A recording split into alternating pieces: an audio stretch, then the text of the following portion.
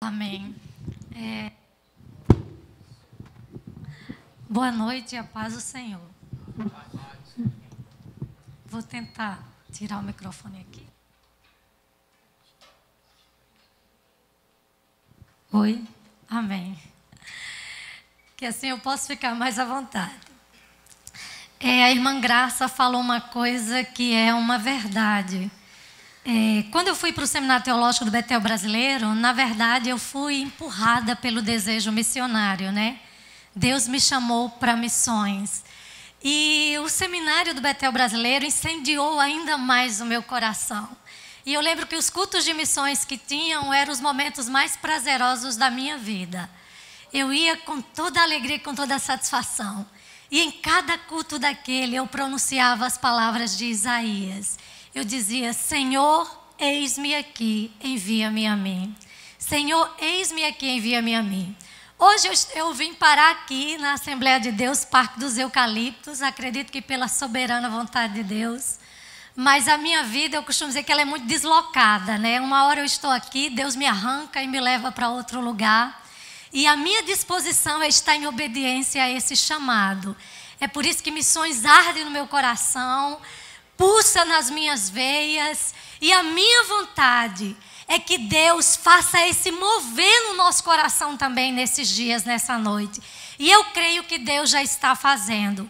Eu ainda estou muito maravilhada e ainda me sentindo alimentada, suficientemente alimentada, pelo que o Senhor fez através da vida do professor Danilo, né? Quem esteve aqui pode afirmar isso também, que foi muito alimentado pela palavra de Deus. E eu creio, queridos, que essa palavra que nos alimentou e que tem nos alimentado esses dias, será a palavra que vai nos empurrar para ir fazer missões onde nós estamos hoje. E eu espero que nessa noite não seja diferente. Então nós escolhemos temáticas específicas, embora nós tenhamos essa temática geral, como os irmãos estão contemplando aí, os desafios contemporâneos da missão urbana, da missão concentrada na cidade. E aí subdividimos os temas, né? A temática. O professor Danilo trabalhou os fundamentos bíblicos da missão, porque nós precisamos entender que a nossa fundamentação para fazer a missão já está nas Sagradas Escrituras e que todos nós temos um chamado de Deus e que está embasado na palavra de Deus. E aí o professor Danilo abordou muito bem a temática e Deus falou profundamente aos nossos corações. A minha mensagem nessa noite contemplará os desafios. Nós iremos falar sobre os desafios que a igreja precisa encarar para desenvolver a missão urbana. Amanhã de manhã, o pastor Jairo Cário estará também ministrando sobre essa temática, mas ele vai trazer mais sobre as estratégias da igreja no contexto urbano. Até porque talvez ninguém melhor do que ele para falar sobre isso, já que ele trabalha nisso já há bastante tempo, né? Então ele vai ter muita experiência para nos passar, além, é claro, da referência da palavra de Deus para nos ensinar sobre isso. Então eu peço aos irmãos que não faltem. E à noite a irmã Jaqueline vai estar também ministrando sobre missões e contando um pouquinho sobre a sua experiência no campo missionário. A irmã Jaqueline é uma pessoa também muito usada por Senhor, pelo Senhor, e eu fico sempre maravilhada quando eu a escuto, porque eu sempre sou muito edificada através da vida dela, de como Deus tem usado a vida daquela mulher. Abra comigo a sua Bíblia em Atos, capítulo 17. Nós vamos ler os versos 16 ao 23. Depois nós leremos do verso 32 ao 34. Atos, capítulo 17. Do verso 16, livro de Atos dos Apóstolos, é o 5º livro do Novo Testamento. Nós vamos ler a partir do verso 16, vamos até o 23 e depois nós pularemos, vamos ler do 32 ao 34. Todos encontraram? Diz assim a palavra do Senhor, mesmo assentados. Enquanto Paulo os esperava em Atenas, o seu espírito se revoltava. Outras traduções dizem comovia. em face da idolatria dominante na cidade. Por isso dissertava na sinagoga, entre os judeus e os gentios piedosos, também na praça, todos os dias entre os que se encontravam ali. E alguns filósofos, epicureus, estoicos, contendiam com ele, havendo quem perguntasse: que quer dizer este tagarela? E outros: parece pregador de deuses estranhos, pois pregava Jesus e a ressurreição. Então, tomando-o consigo, levaram ao Areópago, dizendo: podemos saber que nova doutrina é essa que ensinas, posto que nos trazes aos ouvidos coisas estranhas. Queremos saber o que vem a ser isto, pois todos os de Atenas e os estrangeiros residentes de outra coisa não se cuida, senão dizer e ouvir das últimas novidades.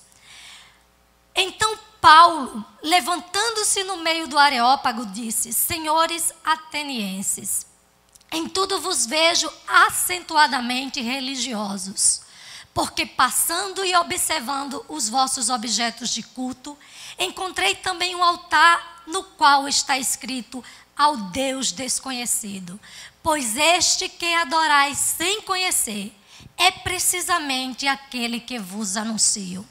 Vamos passar para o verso 32. Quando ouviram falar da ressurreição dos mortos, uns escarneceram, outros disseram: a respeito disto te ouviremos noutra ocasião. A esta altura, Paulo se retirou do meio deles. Houve, porém, alguns homens que se agregaram a ele e creram. Entre eles estava Dionísio, o Areopagita, uma mulher chamada Damares, e com eles outros mais. Meus queridos, falar sobre missões urbanas pensar numa proposta para o contexto da cidade é um assunto, na verdade, que é mais recente no contexto missiológico da igreja. No sentido de quê? No sentido de pensarmos essa proposta. Não que a igreja não já estivesse desenvolvendo o evangelismo no contexto das cidades, mas ultimamente as igrejas têm se importado mais em trabalhar de forma mais específica a conscientização, contemplando principalmente os desafios, tratando sobre esse olhar para com o contexto urbano. Só que a missão urbana, ela remonta aos tempos bíblicos.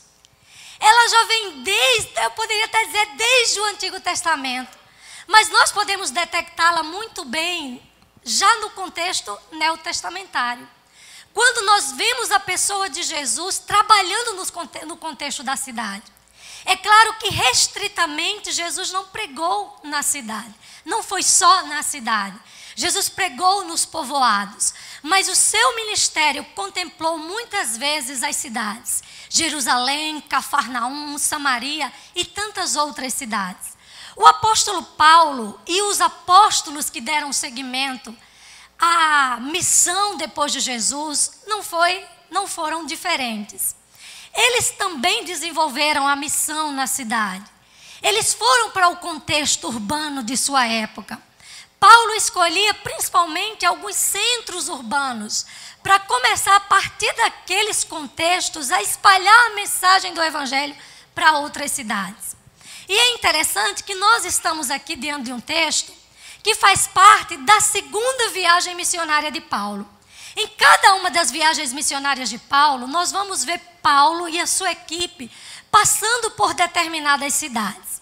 Nesse momento, Paulo ainda permanece na região da Ásia. E ele está acompanhado de Silas. E, a uma certa altura, Timóteo se agrega à equipe. E Lucas dá-nos a entender, lá no capítulo 16, que ele também se agrega a essa equipe, quando ele usa já o pronome na terceira pessoa, para relatar os fatos em seguida. Então, nós estamos aqui numa equipe de 4 pessoas, dando sequência à obra missionária.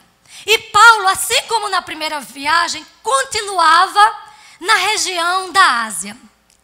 Aí, de repente, Paulo está numa região do continente da Ásia Menor, chamada de Frígio-Galácia.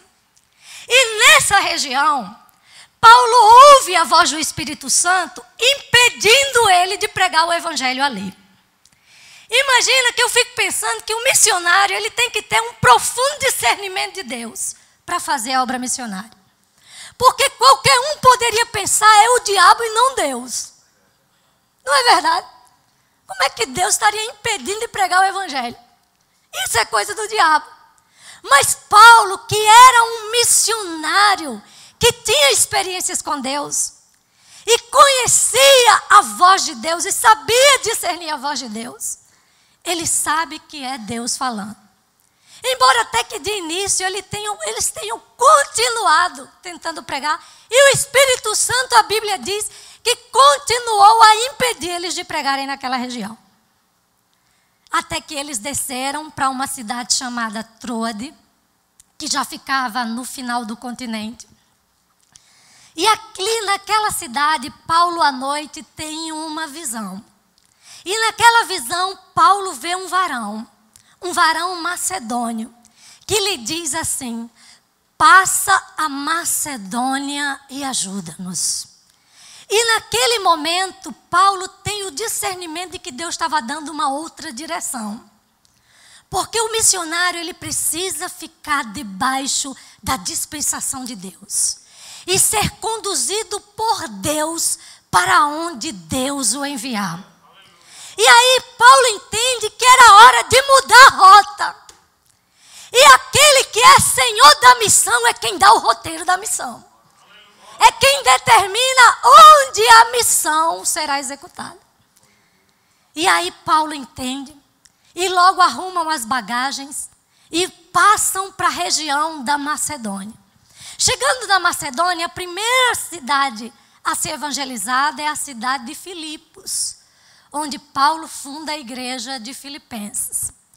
Saindo mais ou menos daquela região, aliás, ainda continuando na Macedônia, mas indo para outras cidades, saindo de Filipos e indo para outras cidades, Paulo passando por várias cidades e sempre pregando o evangelho, ele chega a Tessalônica. Depois de Tessalônica, ele vai para Bereia. Chegando em Bereia, os judeus que ouvem a palavra ali, aceitam a palavra, recebem a palavra, e Lucas faz questão de dizer, o evangelista Lucas, que escreveu o livro de Atos, faz questão de dizer que esses crentes foram mais prudentes do que os de Tessalônica, porque eles observavam se era conforme realmente o Antigo Testamento, aquilo que Paulo estava pregando. Só que veja que interessante, ali na Bereia, quando alguns judeus de Tessalônica ouvem que o evangelho estava progredindo naquele lugar, alguns judeus que certamente não aceitaram as palavras de Paulo lá em Tessalônica, eles desceram para Bereia para impedir a obra de Deus. E aí nessa ocasião resolvem então tirar Paulo imediatamente de Bereia. Enquanto Silas e Timóteo e Lucas, que provavelmente ainda estava na equipe, continuaram em Bereia, desceram Paulo para Atenas. E enquanto Paulo estava em Atenas, esperando seus companheiros de viagem, que já tinham recebido a ordem de irem se encontrar com Paulo, acontecem então os eventos que se seguem no texto que nós acabamos de ler. E aí, a partir da proposta do desenrolar da missão de Paulo aqui em Atenas, que eu quero contemplar os desafios que Paulo enfrentou naquela cidade e fazer uma ponte, tomar isso como referência para entender também quais os desafios que nós temos no nosso contexto urbano. Quais os desafios que se apresentam hoje na nossa cidade, que podemos encontrar como referencial na missão desenvolvida por Paulo ali em Atenas. E o primeiro desafio que eu destacaria nessa noite é o desafio da sensibilidade para com a situação da cidade. O primeiro desafio de Paulo naquele momento foi se sensibilizar com a situação daquela cidade. Quando Paulo chegou em Atenas, ele começou a perceber a idolatria idolatria daquela cidade. Conta-se, historiadores contam, que em Atenas existia mais de 30.000 altares erguidos aos deuses. Existiam mais altares em Atenas do que em toda a Grécia. Petrônio, o escritor romano, ele disse que era mais fácil encontrar um Deus em Atenas do que um homem. E aí Paulo, quando vê essa situação, esperando os seus companheiros de viagem missionária, ele não fica sentado tomando um bom cafezinho debaixo de sol e água fresca. Ele se sensibiliza com a situação da cidade. A situação comove o coração de Paulo. Ele se revolta, ele se entristece, ele fica contristado com aquela situação. Ele não olha para a situação com indiferença, mas ele olha para a situação da cidade, comovido com aquela situação. E eu entendo, queridos, que isso é um grande desafio para a igreja atual, a sensibilidade para com a missão. Porque na maioria das vezes a gente tem a tendência de ser insensível. Se lá em Atenas o grande desafio era a idolatria, nós temos grandes desafios no nosso contexto. Nós olhamos para a violência. Natal hoje é contada, eu vi a reportagem essa semana na internet, como a 12ª cidade mais violenta do mundo. Do mundo. A prostituição em Natal é cartão postal e faz parte do pacote turístico da nossa cidade. Infelizmente, são adolescentes sendo vendidas no pacote turístico, vendendo-se por 30, 20 reais. Mas eu fico me perguntando se isso é apenas estatística para a igreja. Eu fico me perguntando se nós estamos avessos a tudo isso. Se nós nos sensibilizamos com isso, ou se isso é apenas mais números e números. Para o mundo, isso é apenas estatística. Para a igreja, não. Para a igreja, isso é missão. E a igreja precisa ser sensível à realidade que está lá fora. Quando nós passamos por essas ruas à noite e nós voltamos do culto e vemos pessoas na rua se prostituindo, qual é a nossa reação como igreja? Será que é de apatia, de indiferença ou é de sensibilidade? A igreja corre um grande perigo de passar pelo pecado da indiferença. De olharmos o mal como meras estatísticas. O mundo pode ver a realidade assim, a igreja não. Quando Paulo chega em Atenas, aquilo não era mera estatística. Aquilo comoveu o coração de Paulo. Ele sabia quem era o Deus verdadeiro e sabia que aquelas pessoas estavam adorando deuses falsos. E ele sabia que ele tinha a palavra da verdade. E ele se comoveu, ele se contristou com a situação da cidade. A igreja precisa se sensibilizar. A igreja precisa chorar. Chorar pelos perdidos. Chorar pelo mundo que vive em trevas, queridos. Quantas vezes nós temos chorado? A igreja não é só para se alegrar, não, é para chorar. E se ela não chorar, quem vai derramar lágrima pelos perdidos? Se a igreja não chorar por pessoas que estão caminhando a passos largos para o inferno, quem vai chorar por essas pessoas? Quem vai se sensibilizar? Quem vai se comover? E eu creio que um dos problemas da indiferença e da apatia é que ela gera inércia. Quando somos indiferentes, paralisamos. Tanto faz. Para a igreja não pode ser tanto faz. Se a igreja não se sensibilizar, não fizer a diferença, ninguém mais vai fazer, queridos. A igreja precisa ser sensível. Não podemos ver os números e as dificuldades da nossa cidade como meras estatísticas. É interessante que outro dia eu tive aqui, além dessa realidade em Natal, tem outra situação que me comove, que é uma situação que se apresenta no contexto brasileiro.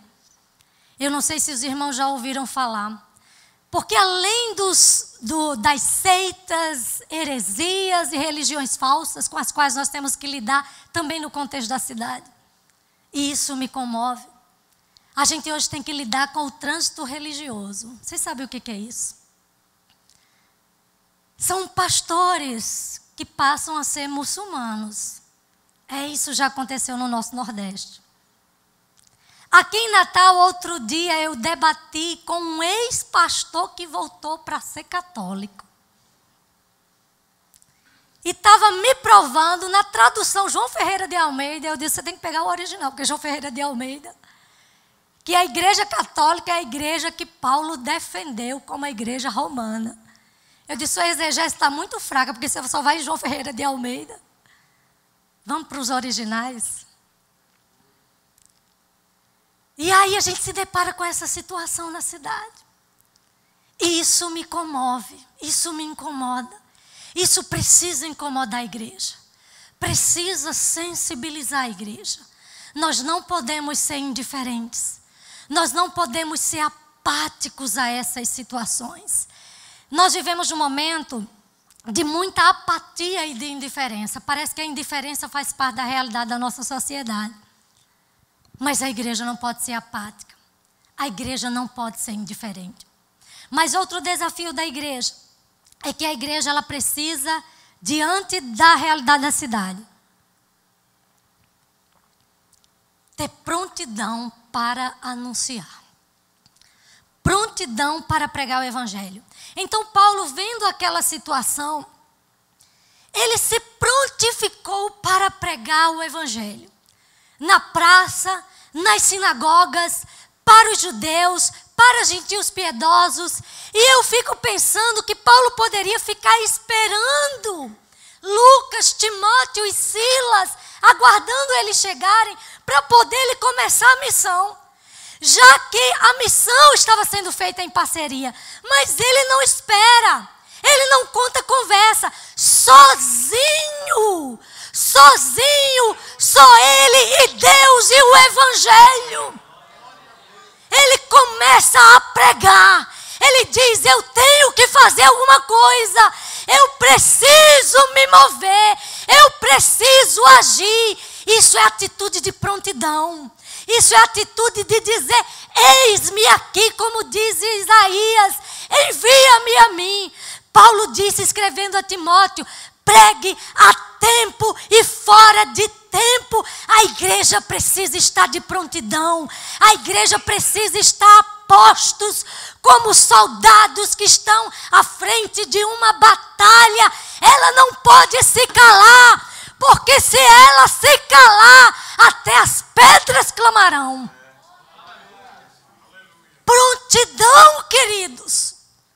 Vamos esperar as pedras clamarem para poder pregar. A igreja precisa estar a postos. Senhor, eis-me aqui. Eu quero ser um missionário na minha cidade, na minha vizinhança, na minha escola, no meu trabalho. Eu estou de prontidão, como um soldado vestido para a batalha. Paulo demonstrou profunda prontidão. Mas há algo também, outro desafio que me chama a atenção, que Paulo enfrentou nessa situação. A igreja precisa também estar preparada para encarar a realidade. Eu acho fantástico que Paulo primeiro ele começa a pregar para judeus, para gentios piedosos, mas depois Paulo vai enfrentar uma galera barra pesada. Eram agora filósofos, epicureus e estoicos. Os epicureus, eles vinham, na verdade, de um filósofo, a partir de um filósofo que começou a expandir a sua filosofia, que era chamado de Epicuro. Ele começou, na verdade, a criar uma filosofia sobre o prazer. Então, os epicureus, eles criam no seguinte, que o ser humano devia viver em função do prazer. O ser humano devia buscar, antes de tudo, o prazer pelo prazer. A satisfação pela satisfação. Tudo que lhe desse prazer, você deveria fazer. Tudo que viesse à sua mente, que lhe pudesse lhe dar prazer, podia ser que não passasse pelos parâmetros da moralidade, mas você tinha que fazer. Era a vida em função do prazer e era o prazer pelo prazer. Já quando você olha para os estoicos, eles vêm também de um filósofo chamado Zenão. Que essa filosofia também é contemporânea do tempo dos epicureus, do ano 300. E a ideia dos estoicos era a ideia da razão, a que eles chamavam de logos. Tudo provinha do logos, tudo provinha da razão. E tudo se sustentava na razão. Logos era uma espécie de Deus, de onde tudo tinha provido. Mas tudo pertencia e estava interligado ao Logos. Era meio confuso, mas era uma ideia meio panteísta. Tudo é Deus e Deus é tudo. Tudo é o Logos e o Logos é tudo. E aí, diante dessa galera da razão, da filosofia, que agora Paulo vai pregar o Evangelho. E eu fico imaginando no preparo desse homem para lidar com pessoas leigas, como para lidar com filósofos. O preparo de Paulo para ser ouvido por filósofos. E a igreja precisa estar preparada para qualquer situação na cidade. Outro dia, aliás, está até com alguns anos, quando eu trabalhava na igreja em Cidade Verde, eu ainda pertencia à Igreja de Cristo nessa época, porque quando eu casei, foi que eu acompanhei o meu esposo e vim para a Assembleia de Deus. Mas eu lembro que a gente desenvolvia um trabalho de evangelização, e a gente fazia evangelização nos prédios ali em Cidade Verde.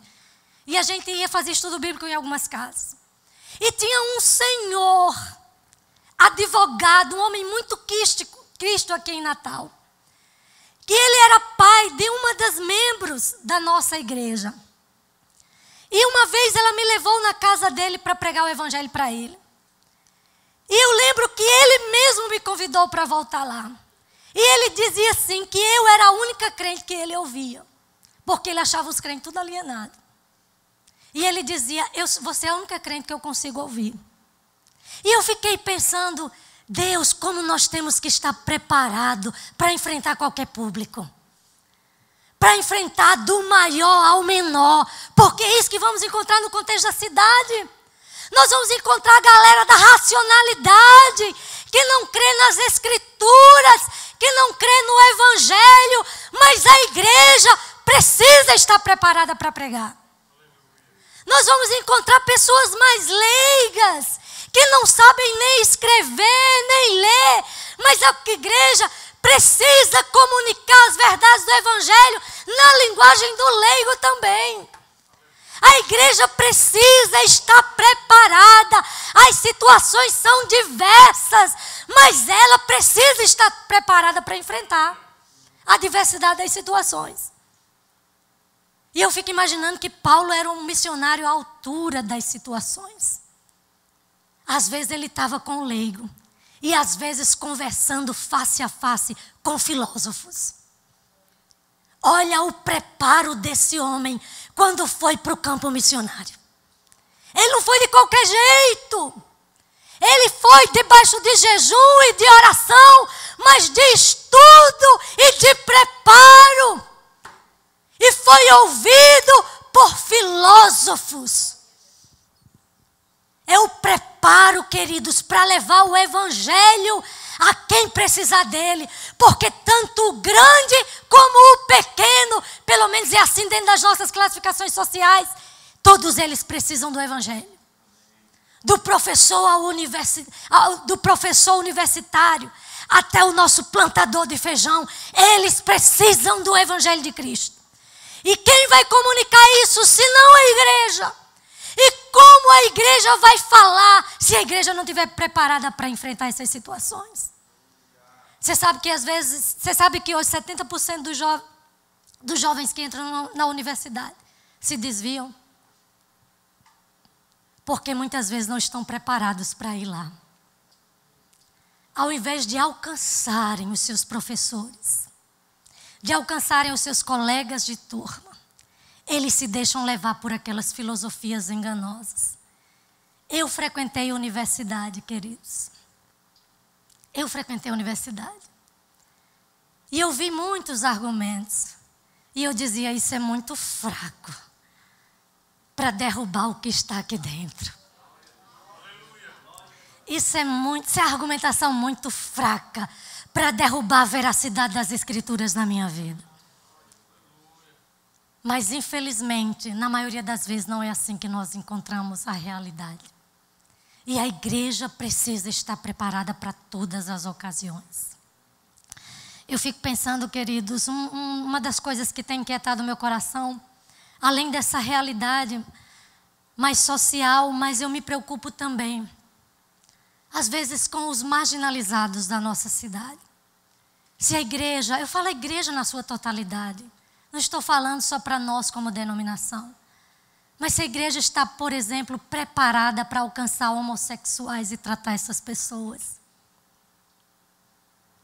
Se a igreja está preparada para receber uma prostituta que entrar por aquelas portas e acolhê-la com o Evangelho de Cristo, sem simplesmente descartá-la, todo tatuado. Será que nós estamos preparados? Às vezes eu fico me perguntando por que nós não recebemos muito esse público na igreja. Será que eles se sentiriam aceitos entre nós? Eu estou falando isso, queridos, não é para acusar ninguém, é para refletir. É para que possamos refletir. Porque quando eu olho para Jesus, as prostitutas chegavam aos seus pés e derramavam as suas lágrimas e enxugavam com o seu cabelo. Quando eu olho para Jesus, publicanos como Zaqueu recebia Jesus em sua casa e se sentiam acolhidos pelo Mestre. Quando eu olho para o Senhor Jesus, eu olho para aqueles que eram a escória da sociedade, o resto da sociedade, aqueles por quem ninguém dava nada, mas estavam ali aos pés do Senhor, eram acolhidos pelo amor de Jesus. E eu fico pensando, o que tinha em Jesus que não há em nós hoje, como igreja do Senhor? O que havia em Cristo que atraía pecadores como esses, que parece estar faltando em nós como igreja? Temos sabido acolher essas pessoas? Você tem um amigo homossexual? Interessante que eu ouvi falar que esses dias o pastor Gonzaga, ele disse assim, se você não tem um amigo homossexual, trate de encontrar um. Olha que desafio. Porque é para ele que você vai levar o evangelho da transformação. Nós não podemos nos esquivar, queridos, de ter contato com essas pessoas. Porque é o evangelho que nós temos que vai transformá-las. Eu não estou falando sobre a ideia de andar com pecadores. Não é isso que eu estou falando. Eu estou falando de termos contato com o pecador para levar o evangelho de Cristo até eles. Não de sermos influenciados, mas de influenciar com a mensagem da cruz, a mensagem da salvação, a mensagem que transforma, a mensagem que torna o pecador um santo e o coloca na presença de Deus. É esse evangelho que nós cremos, que nós precisamos levar. E é por isso que eu entendo que a igreja precisa estar preparada. Preparada para evangelizar a tudo e a todos, em todo e qualquer momento. Mas eu olho para outro desafio de Paulo. Paulo também teve coragem de não abrir mão da mensagem. E para mim esse é um desafio para a igreja nesses dias. Veja que diante da galera da racionalidade, o que Paulo vai pregar? Sobre Cristo e a ressurreição. Agora, como é que você vai explicar no racional a ressurreição? Como é que você vai explicar nas ideias lógicas que Deus ressuscitou Jesus dentre os mortos?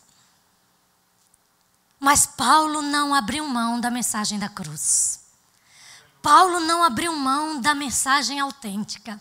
A igreja tem uma mensagem e é essa mensagem que tem que ser proclamada. A igreja não pode abrir mão, a igreja não pode se adaptar. A igreja já tem o que proclamar, ela tem uma missão e ela já sabe qual é a mensagem da missão. Outro dia eu conversei com um pastor de outra denominação e ele disse que lá na igreja dele é assim, no culto de jovens, tira as cadeiras e liga os holofotes e bota fumaça. E ele diz, não, irmã, é porque a gente tem que se adaptar para as pessoas virem para a igreja. Eu disse, está tudo errado. Não é a gente que tem que se adaptar. Não é o evangelho que tem que se adaptar ao homem. O homem tem que se adaptar ao evangelho. Não é o evangelho que tem que se conformar à situação das pessoas. Não é o evangelho que tem que se adequar à necessidade das pessoas. O evangelho não precisa criar propostas e anexos para atrair as pessoas. O evangelho tem que atrair as pessoas pelo que ele é. Pela verdade pura e simples do que ele é. Às vezes eu fico olhando para a igreja primitiva e eu fico imaginando, meu querido, como é a gente pregar o evangelho e crer no poder desse evangelho. Porque no contexto da igreja primitiva não existiam esses anexos. Não existia boate, como existem algumas igrejas lá fora. Eu já vi igreja até com boate. Bloco de carnaval. Não, vamos para o carnaval com um bloco de carnaval para evangelizar. E eu fico pensando que no contexto da igreja primitiva, olha que autenticidade do evangelho. Porque não existia isso. O povo se convertia e eles sabiam que imediatamente tinha que passar pelo processo da perseguição. E mesmo assim aceitavam o evangelho pela palavra pura e simples do evangelho. Outro dia lá em Brasília um pastor me perguntou, professora, me diga uma coisa. A gente tinha uma turma do seminário e uma boa parte dos alunos era da igreja dele. Eram iniciantes. E ele veio me fazer uma pergunta. Ele era de um lugarzinho chamado Varjão, que tinha muita criminalidade em Brasília. A coisa lá está melhor, mas já foi pior. E um traficante chegou para ele e disse assim, pastor, eu quero dar uma oferta para a igreja. E o pastor veio me perguntar o que eu achava de receber aquela oferta. Eu disse, pastor, depende de qual evangelho o senhor quer pregar para ele. Ele disse, então eu não devo aceitar? Meu irmão, é claro que não, você vai aceitar um dinheiro do tráfico. Ele disse, mas eu vou aceitar para que esse homem tenha acesso à igreja. Eu disse, qual é o evangelho que você está passando para ele? É a igreja que aceita dinheiro do tráfico, das drogas, de jovens que morrem diariamente aqui no Varjão, por causa do tráfico. É esse evangelho que o senhor quer passar para ele? Pois dependendo do evangelho que o senhor quiser comunicar, o senhor aceita essa oferta. Porque para mim esse não é o evangelho de Cristo. Se o Senhor quer sustento para a sua igreja, busque em Cristo. Ele vai fazer a provisão, Ele vai mandar sustento, mas não dessa forma pecaminosa. O problema é que a gente vai se adaptando a tudo. Tudo vira normal. E chama de amor, não, porque a gente tem que aceitar as pessoas. E aí a gente vai acomodando e perde a mensagem. E perde a essência da missão. E vai se acomodando e ninguém sabe mais o que é evangelho. Ninguém sabe mais qual é a essência da palavra de Deus. Porque já nos acomodamos tanto. Já se misturou tanto. que a gente perdeu a essência. E a igreja não pode se acomodar. A igreja tem uma mensagem. E ela não pode abrir mão dessa mensagem. Ela sabe que essa mensagem é o poder de Deus. Porque uns buscam sinais, Paulo diz. Outros buscam sabedoria, mas nós pregamos a Cristo e este crucificado. Essa é a mensagem da igreja. Não é o que as pessoas buscam, mas é o que o Evangelho tem que dar para elas. A mensagem é a mensagem da cruz. Jesus disse: ide fazei discípulos. E discipular é ensinar o que Jesus deixou como mensagem e não adaptar a mensagem. Nós queremos discípulos, nós queremos pessoas fiéis, tementes a Deus, santas, e só pode fazer isso o Evangelho da cruz. Só o Evangelho transforma vidas. E se nós queremos vidas transformadas, vamos pregar o Evangelho. Não temos que negociar a mensagem em troca de nada. E eu creio que um dia Deus vai nos cobrar por isso, queridos. Outro desafio é o desafio de fazer uso das situações. Às vezes a gente diz assim: Senhor, como é que eu vou evangelizar meu vizinho? Como é que eu vou evangelizar o pessoal do meu trabalho, da minha casa? Querido, se a gente pedir a Deus, Deus mesmo cria situações. Deus cria situações. Ore a Deus: Senhor, crie uma situação. Todas as vezes que eu estou com um incrédulo, eu digo: Deus, cria uma situação. E Deus cria e eu prego o Evangelho. Eu lembro que há alguns dias aqui atrás eu fui no salão retocar meu cabelo. E eu disse: eu não quero sair do salão sem evangelizar. E eu disse: Senhor, crie uma situação. E Deus criou a situação e eu preguei o Evangelho para aquelas mulheres. Eu sempre digo: Senhor, crie uma situação. Ore assim: Senhor, crie uma situação para eu entrar com a mensagem do Evangelho nesse lugar. Nós precisamos ser incansáveis. Conta-se que o evangelista D.L. Moody, um dos grandes avivalistas do século XIX, ele, na verdade, século XVIII, ele não se cansava de evangelizar. E a história conta que todo dia ele tinha que pregar o Evangelho, nem que seja para uma pessoa. E às vezes, diante das atividades do dia, ele chegava em casa. E ele se sentia tão cansado, mas ele lembrava: eu não evangelizei ninguém. E ele saía na rua procurando alguém para evangelizar. Ele só se deitava se ele evangelizasse alguém.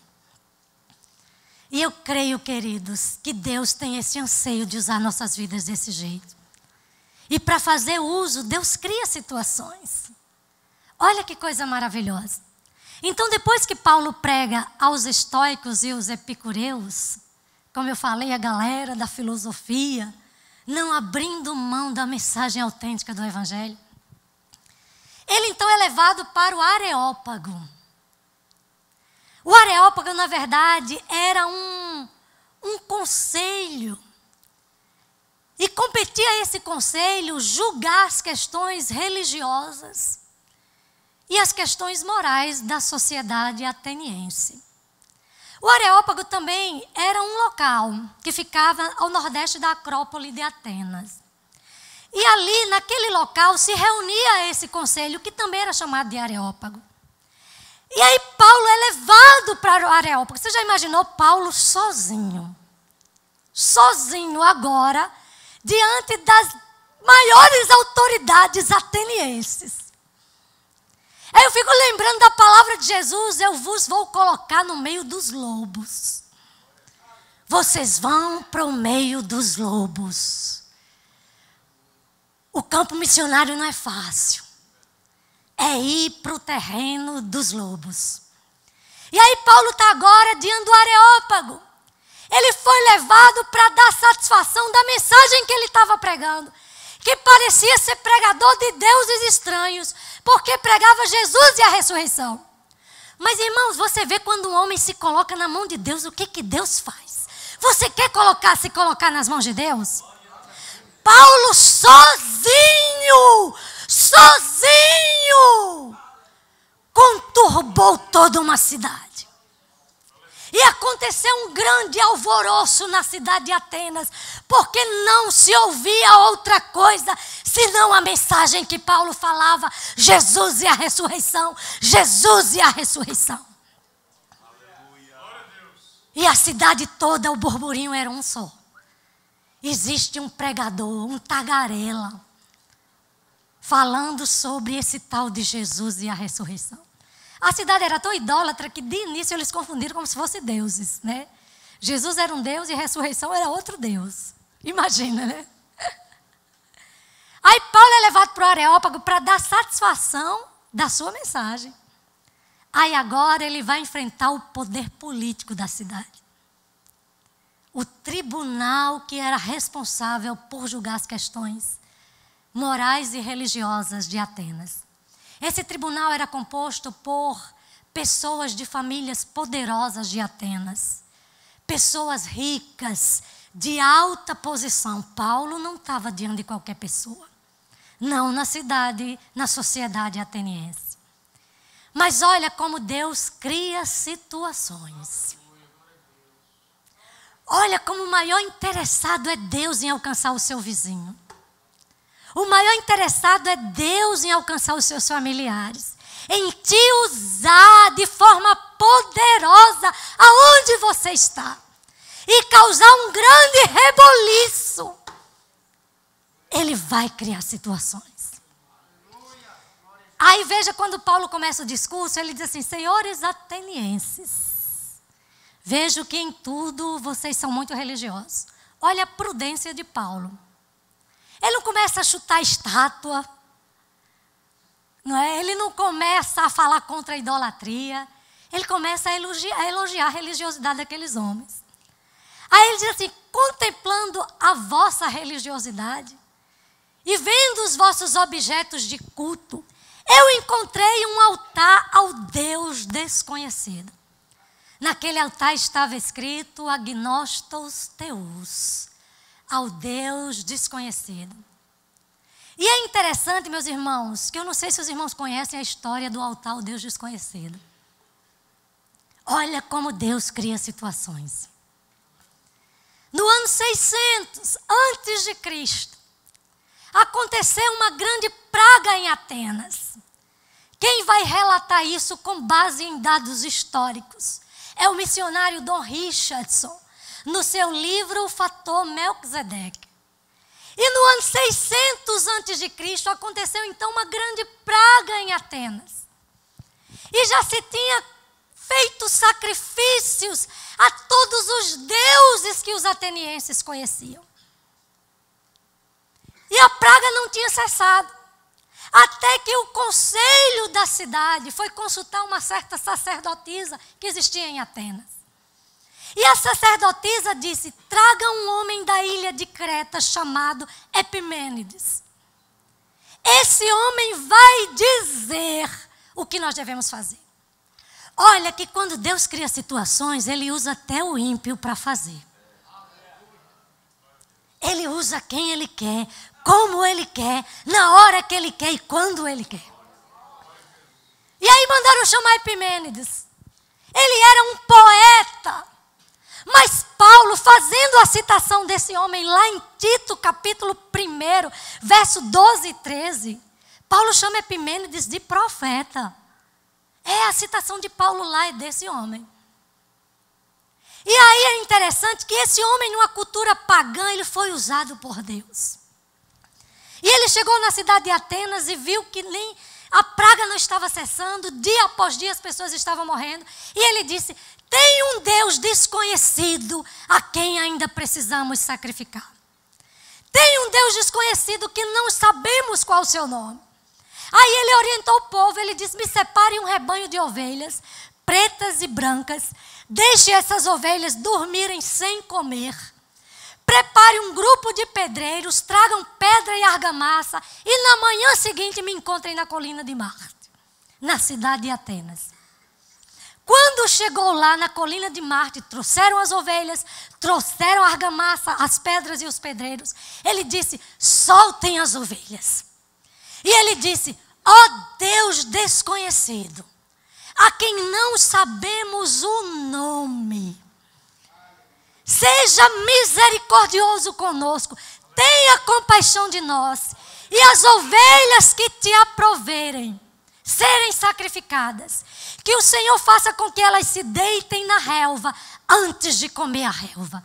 Qual ovelha não comeria o pasto, estando faminta antes de se deitar sobre ele? E de repente as coisas começaram a acontecer. As ovelhas começaram a se deitar na relva, sem sequer comer o gramado e tocar na grama para comer. E aí as ovelhas começaram a se deitar e o povo ficou maravilhado. E perguntaram a Epimênides, e agora o que é que nós vamos fazer? Ele disse, erga altares onde essas ovelhas estiverem deitadas. Aí eles disseram, mas o nome de que Deus vamos colocar?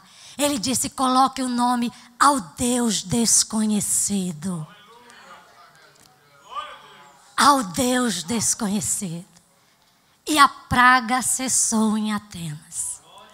600 anos depois, Paulo aparece na cidade de Atenas. E está lá ainda um desses altares de pé. E Deus já tinha criado uma situação há 600 anos atrás, para que quando Paulo chegasse em Atenas, ele pudesse pregar o evangelho àquela cidade. Ele diz, é a esse Deus desconhecido que eu anuncio, esse Deus que vocês não conhecem, mas que você tem um altar erguido aqui na vossa cidade, pois é a esse Deus que vos anuncio. Deus cria situações. Deus cria momentos. E talvez Deus já tenha criado e você nem saiba. Eu creio que o desafio da igreja, meus queridos, é a igreja saber lidar com os resultados. Porque quando Paulo prega em Atenas, ele se depara com vários resultados. Uns dizem assim, a respeito disso nós te ouviremos no outro dia. Outros manifestam profunda atitude de incredulidade para com a mensagem. Mas outros recebem a mensagem. Entre eles, um do tribunal, o Areopagita Dionísio, daqueles maiorais, é alcançado pela mensagem do Evangelho. E uma mulher chamada Damares. E ainda outros tantos homens agregaram-se a Paulo e a igreja de Atenas começou a ser fundada por um homem só. Deus usando um homem só. E aí eu vejo os vários resultados naquele momento. E a igreja precisa entender isso. Deixa eu dizer uma coisa para você. Às vezes a gente se cobra muito por resultados. Mas a igreja, antes de qualquer coisa, ela é chamada para ser fiel e não para dar resultados. Porque o resultado vem de Deus. E como o professor Danilo colocou aqui, também depende da resposta do ser humano. Nós não somos responsáveis por implantar o evangelho no coração de ninguém.